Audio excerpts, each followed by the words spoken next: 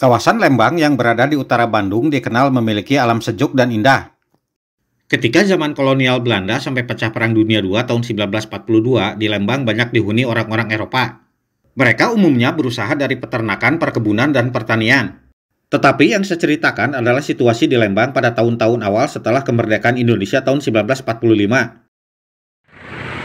Pemirsa, saya sedang berada di Lembang di kawasan utara Bandung untuk menceritakan kawasan ini ketika zaman perang tahun 1945 sampai 1947 lalu. Nah, beginilah ceritanya.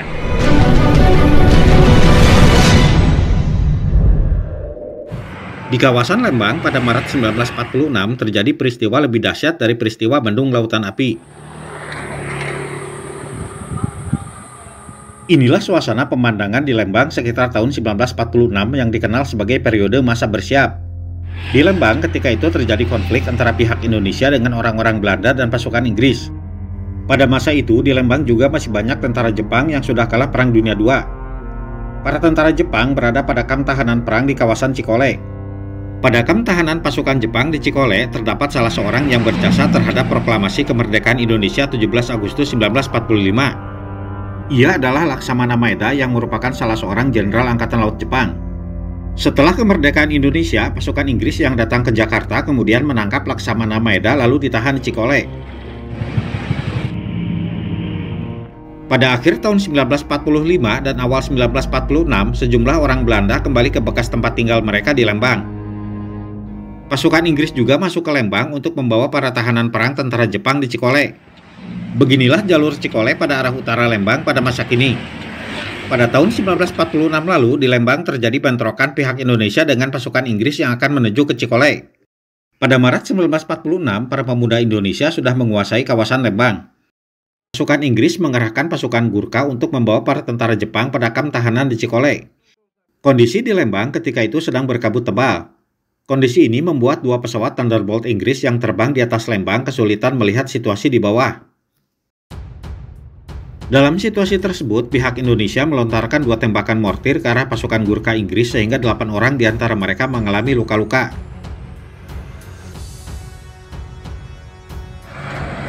Pasukan Gurkha Inggris kemudian berhasil memasuki kawasan Cikole. Namun mereka kaget ternyata 1.000 dari 3.000 orang tentara Jepang pada kamp tahanan di Cikole ternyata sudah menghilang. Ketika itu 3.000 orang tentara Jepang ditahan di kamp Cikole dan di kamp Ciater. Pasukan Inggris kemudian memeriksa komandan kamp yaitu Laksamana Maeda.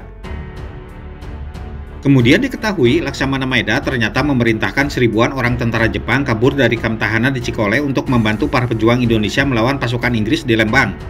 Banyak tentara Jepang bergabung dengan tentara Indonesia di Lembang bertempur menghadapi pasukan Inggris. Inilah catatan dari pihak tentara Indonesia pada Maret 1946 mereka melakukan banyak serangan terhadap pasukan Gurkha Inggris di Lembang.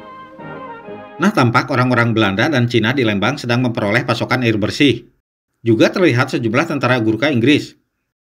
Namun dalam buku ini tidak menyebut adanya banyak tentara Jepang yang bergabung dan membantu tentara Indonesia di Lembang.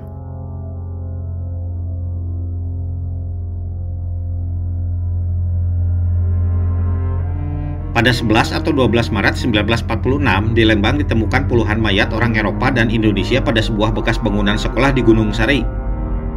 Pemirsa, ada kemungkinan bangunan sekolah di Gunung Sari Lembang pada masa itu berada pada jalur ini. Nah, ini adalah jalur yang sama pada masa kini di mana kemungkinan sekolah Gunung Sari dahulu pernah ada. Pada jalur ini, hampir semua bangunan lama sudah tidak ada lagi.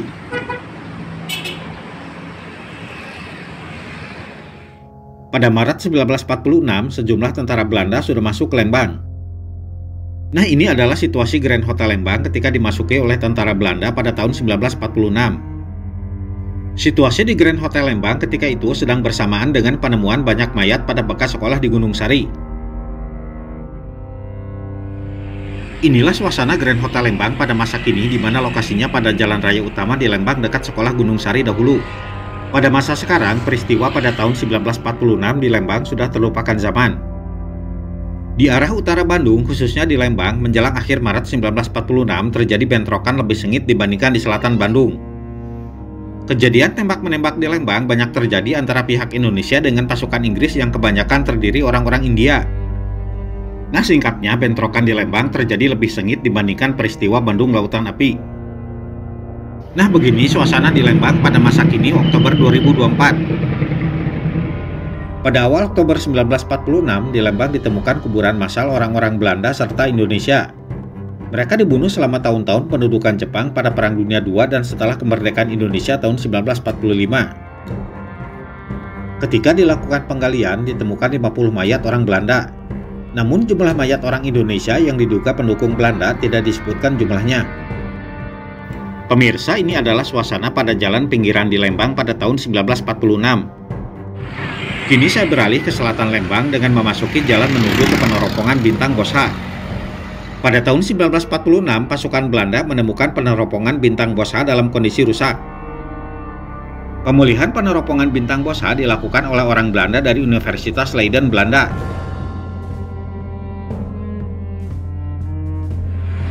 Pemirsa, kini saya pulang dari Lembang ke Bandung menuju ke arah Ledeng. Pada tahun 1946, beginilah suasana jalur selatan Lembang ke arah Ledeng, Bandung. Ada pula catatan pada Februari sampai Maret 1946 pada jalur ini pihak tentara Indonesia banyak melakukan serangan kepada pasukan Gurkha Inggris. Nah, sekian pemirsa perjalanan saya dari Lembang, sampai jumpa pada episode berikutnya.